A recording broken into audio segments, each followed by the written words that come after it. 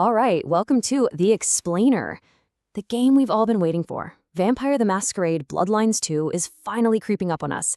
And of course, the big question for all you console players is, which machine is going to do this dark, gothic world justice?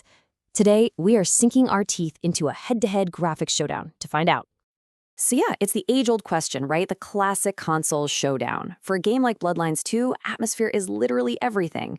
We're not just talking about counting polygons here, we're talking about how well the hardware can bring those rain-slick streets and neon-soaked alleys to life. So, looking at the first bits of footage, which console is really set up to give us the most immersive vampiric experience? To get to the bottom of this, we're digging into a really detailed analysis from the YouTube channel Gaming Cal. They've really put the PlayStation 5, the Xbox Series X, and yep, even the Series S under the microscope. So let's see what they dug up. Okay, first things first, let's talk about color. For a game that is just steeped in mood, the way each console handles the color palette and saturation is absolutely critical. Is the world going to be super vibrant, totally washed out, or somewhere in that sweet spot in between? Now, this is pretty interesting. The first console our source actually calls out isn't the PS5 or the superpowered Series X, it's the Xbox Series S. It's often seen as the, budget option, but Gaming Cal's analysis specifically gives it props for a balanced color presentation. That suggests a really carefully tuned experience.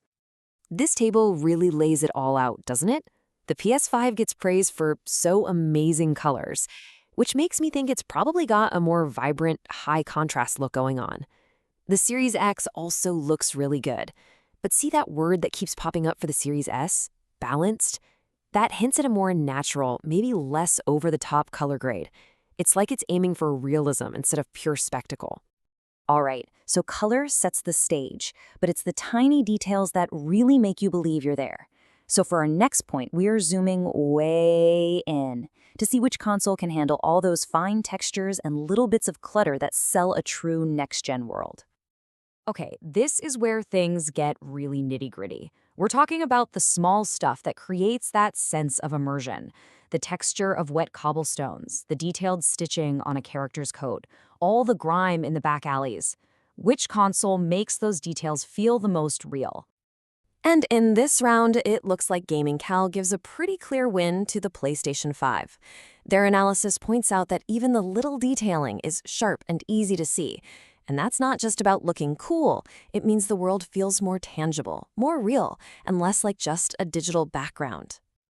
Now, over on the Xbox side of things, the story is more about consistency. The source describes the level of detail on both the Series X and the Series S as almost similar. What that tells me is that even on the less powerful hardware, the development tools are letting them achieve a really comparable level of world detail, which is pretty impressive. Okay, quick recap. We've got the PS5 taking the lead on detail, and the Series S getting a shout out for its color balance. But how do these visuals actually hold up when things start moving? Let's talk about that final piece of the puzzle, raw performance. And look, here's some fantastic news no matter which console you've got sitting under your TV.